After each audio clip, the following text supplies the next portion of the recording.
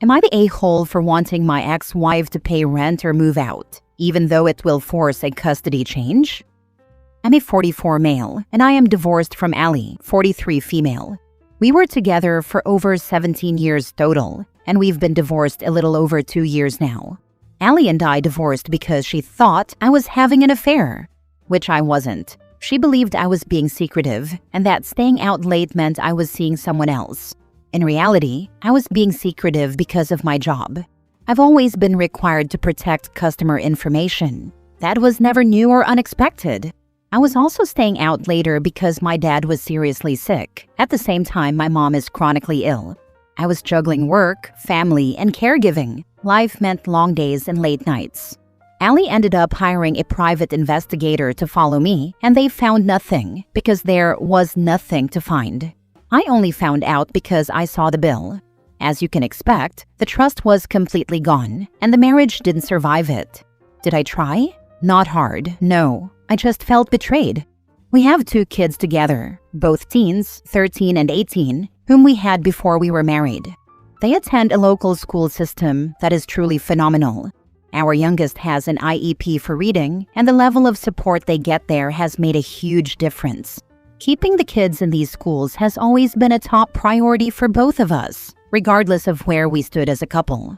The problem is that the area we live in is extremely expensive. I honestly don't know any single person who can afford to live here alone without roommates or a partner.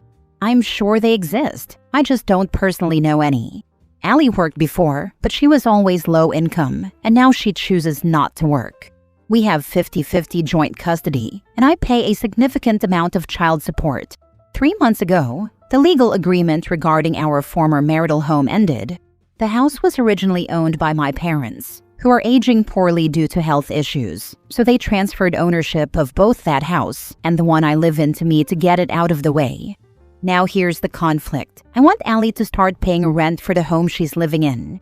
The rent I'm asking is still below market value, but it would be more than the child support I currently pay her. If I rented it to someone else, I could honestly make a lot more. Ali and her new boyfriend Jacob are expecting their first child together. They say they can't afford to live in the area while also paying that rent. I told her as calmly as I could that I can't afford to support an entire second family long term. Due to the court order, Ali can't move away with the kids. If she relocates, it would have to be without them, which is obviously part of the overall issue. She talked to the kids about all of this before looping me in. I wasn't happy about that, but what's done is done. The kids are understandably upset, but what surprised me is that they're more upset with her. They feel like she's expecting me to continue paying for her life, her boyfriend, and her new baby. I don't even like that they're involved in this. Ali has been trying to find another place, but anything affordable within an hour commute is either unavailable right now or has a long wait list. She told me that if she has to move farther away, I'll need to have the kids most of the time because of school, and she'll take them on weekends. I actually told her I'm fine with that because I want more time with them, what's best for them and their education. However, I also told her that if custody changes, we'll need to go back to court to reevaluate child support. After hearing that, she completely lost it. She accused me of trying to punish her, control her life, and financially destroy her while she's pregnant. From my perspective, I'm already paying child support. I've been flexible, and I'm prioritizing the kids staying in their schools. I just don't think it's fair or sustainable for me to continue subsidizing my ex-wife's housing while she builds a new family. At the same time, I know that forcing this issue could drastically change her life, impact her relationship with the kids, and make me look like the bad guy, especially given that she's pregnant and housing is so hard to find. So, am I the a-hole for wanting my ex to either pay rent or move out, even knowing it could lead to a custody change and financial consequences for her? Now for the comments. She literally blew up a 17-year marriage because she couldn't communicate, and then expected you to bankroll her life indefinitely. To be fair, it sounds like he couldn't communicate either. I don't have to ask my husband about his job because he will tell me if there's a project taking more time because it would affect the family. I don't have to ask my husband about his parents and their health because he will involve me with that too. It's hard to be secretive about it all when you're married, in my opinion. There's not much to do about my job. I work in the medical field. I take calls and I can't talk about those. She would ask, "Who's calling?" And I would say, "A patient." She would want more than that, which I can't give. As for my parents, she knew. She just didn't believe I was actually there when I said I was, or thought I was making excuses to not do something. She got upset because I cooked dinner for my parents. She said I smelled as if I was at a restaurant. You can't argue with that kind of thinking and win. Not the a-hole. Typically with 50-50 custody, no child support is paid. I'm a much higher earner, so I was ordered to pay to keep things equal. I knew I would end up paying during the divorce, so it wasn't something that caught me by surprise. Not the a-hole. Doesn't the boyfriend have a job? Let him pay rent. He works at a local dealership. Not sure of his wage, but I know he also pays child support, so I imagine he's not doing the best either. Are you sure she and Jacob weren't already together when you were still married? Maybe she was projecting when she thought you were cheating. I don't think so. I never took her for someone to step out of a relationship, in all honesty. If they were, good for them. I'm over that part of my life. Next story. Am I the a-hole for allowing my stepdaughter to wear stinky pajamas to school? I, 31 female, married my husband, 37 male, in December, then moved in with him and his daughter, 15 female. Her mom, 41 female, is in the picture, but my stepdaughter lives with us full-time. On the first day of school after Christmas break for my stepdaughter, I was supposed to drive her to school. When she was ready, she was in pajamas that smelled like gym clothes. She had pimple patches all over her face. Her hair was messy and greasy. But I didn't say anything. She's 15 and in 10th grade. I figured she's old enough to dress herself. Plus, if her mom and dad don't have a problem with it, why should I? My mom, 53 female, came to visit. My mom looked like her eyes would fall out of her head when she saw how my stepdaughter looked when she came home from school. My mom asked how on earth I'm allowing my stepdaughter to go to school like that. I told my mom nobody asked for my input and it wasn't my decision. She called me, my husband, and my stepdaughter's mom bad parents for allowing her to look like that at school. I asked my mom to leave my house. Am I the a-hole? Plus, if her mom and dad don't have a problem with it, why should I? There are at least 3 people in this post who have no business being parents. I mean, I get it to a certain degree. When I was in high school, I would wear basically pajamas to school. My mother hated it, but I was just a comfy kid.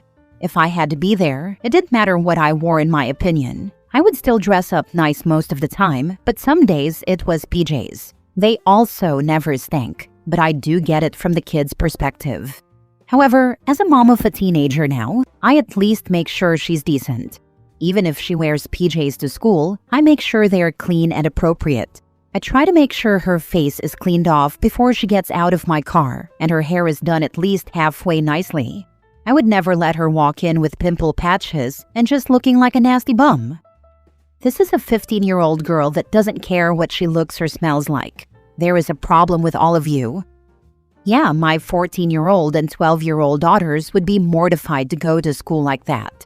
The mere threat of it is usually enough to get them to get off their butts and get ready. Like, I have to get to work. If you're not dressed in 10 minutes, you'll go to school in your PJs. Never see them move so fast. You're the a-hole OP. Your stepdaughter is not okay. This girl sounds depressed. It's not normal to go to school looking like a cry for help. I work in a high school, and unfortunately a lot of high schoolers do look and smell like this, which is wild because I wouldn't have been caught dead like this in school. Honestly, I think we're seeing the effects of 2 parents having to work now. A lot of people forget certain things need to be taught and reinforced, like basic hygiene. A lot of these parents don't pay attention or care, or have the mindset that once the kid is in high school, they're old enough to take care of themselves. Some parents don't realize that when they come home from work, they still have a second job, which is parenting. Edit. This edit is for the wonderful people who are concerned about my stepdaughter. I agree I'm the a-hole. I now understand this is not normal. I will do my best to get her professional help.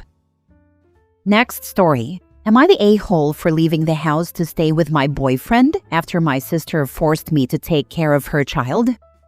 I'm 20 female and I do not like kids. I never have. I do not enjoy taking care of them, playing with them, or being responsible for them. I have always been clear about this with my family. My sister, 31 female, has a 5-month-old daughter. I love her, but loving someone does not mean I want to be a caregiver to the one thing I hate most. A few months ago, my sister started asking me to help her with her daughter. At first, it was small things, watching her for an hour, staying with her while my sister ran errands. I did not love it, but I agreed because I felt pressured. Slowly, it turned into more and more. I was expected to babysit multiple days a week for hours. I had to feed her, play with her, help her shower, and put her to sleep. My sister never asked anymore. She just assumed I would do it and yelled at me when I didn't. Whenever I tried to say no, she would say things like, "You are young. You have free time. You live at home anyway." Or she would guilt me by saying she is family and I should help, and then blame me. I felt trapped and exhausted. Even though I hated every minute of it, I still did it, because every time I complained, my family told me I was selfish and I felt like I was one. Recently, I told everyone that I had planned a trip with my friends. It was already paid for and planned weeks in advance. I was excited because it was the first time in a long while I felt like I had something for myself. My sister immediately got angry. She said, "What am I supposed to do with my daughter then?" I reminded her that I never agreed to be her full-time babysitter. She exploded and said I was abandoning her and being irresponsible, like it's my baby and not hers. She told me that I should cancel my trip and take care of my niece instead, so I immediately said no. That turned into a huge argument. She called me names, including bitch, and said I was immature and heartless. My parents sided, of course, with her and said I should step up and help my sister. I felt overwhelmed and honestly so done that I would really snap at them if I stayed. So I packed a bag and left the house to stay with my boyfriend for a few days. Now they are furious. They say I ran away from responsibility and that I chose my boyfriend and friends over my own family. My sister says I betrayed her and that she cannot rely on me anymore. I feel guilty for my niece and I feel like I am the bad one. So am I the a-hole? Where is her husband/father of the child? Not the a-hole. Your sister acts like she feels she ruined her life with kids and is taking it out on you because you don't have kids. It's one thing if she has to work and can't find arrangements for the time being, but it's another to expect free childcare anytime you feel like it. She had that baby, not you. She needs to pay you for your time or hire someone. Why don't your parents help out and babysit, since they see nothing wrong with a family member giving free childcare? I'm sure they have nothing to do if they have the energy to come at you about how you use your free time. I didn't mention him actually, because he's the kind of person who does anything his wife wants. He's okay with it, so he is on her side. Not the a-hole. Your sister is responsible for her child, not you. You need to set boundaries here and be confident enough to maintain them. Just say no. The number of posts about people dumping their kids is astonishing. OP is not the parent and deserves their own life. Sister needs to co-parent with dad or find other resources. OP isn't her resource, not the a-hole. Not the a-hole. Your sister and the child's father are responsible for their daughter's care. The child is not your responsibility. Your sister should have never relied on you in the first place. Does your niece live in the home with you and your parents? Does your sister not have her own home? Do your parents have an expectation that you will babysit instead of paying rent? I'm trying to figure out how or why they are on your sister's side. If that's the case, you would be better off paying them rent, in my opinion. The parents are on the sister's side because if OP disappears, they will be next on the hook to take care of the kid. Last story. Am I the a-hole for undermining my stepmom and getting my stepsister soup? Last week on Friday, my stepsister, 17, texted our family group chat with me 19 male, my dad, 52, my stepmom, 47, and my other stepsister, 19 female. For further context, our parents got married 1 year ago, so I never really got to know either of them too well, and we all generally mind our own business. She asked if someone could please grab her soup from a deli place about 2 miles down the street from our house on their way home because she wasn't feeling well. My dad and stepsister both said they would be home later, and my stepmom said that since she had a license now, she could go herself. She said she was feeling really bad and didn't think she could. I was driving and stopped at a gas station, and when I checked my phone while there, I saw the messages and said that I could grab her some since I had just gotten off work. She said thank you, and my stepmom immediately responded and asked if I was sure, since she was almost an adult who could get it herself. I said it was no big deal and that it was on the way home. We get takeout from this place for dinner sometimes, and I remembered she likes their cookies, so I grabbed one for her too. When I got home, my stepsister was on the couch and my stepmom was at the kitchen island, but they're kind of in the same room, so when I gave her the soup and the cookie, my stepmom noticed. Later on, my dad told me that apparently my stepmom didn't like that I went and got her the soup after she said she could grab it herself, because I was undermining her. Apparently, she also didn't like that I bought her a cookie too, because it was rewarding laziness. I said she was being ridiculous, because it was literally soup, and my dad told me that it didn't matter, and that if she didn't like it, I was in the wrong because I crossed the line by doing something she didn't want me to do. I thought she was overreacting at first, but it seems like she is still upset about it. And the more I think about it, I feel as if I may have gone against what she wanted, which is semi-rude. Tell your dad you now feel like your stepmom has overstepped with you, because you're an adult and you can make these decisions on your own. But also, OP's stepsister is being mature and acting more like an adult than her own mom. When you're sick, you stay home so you don't get other people sick.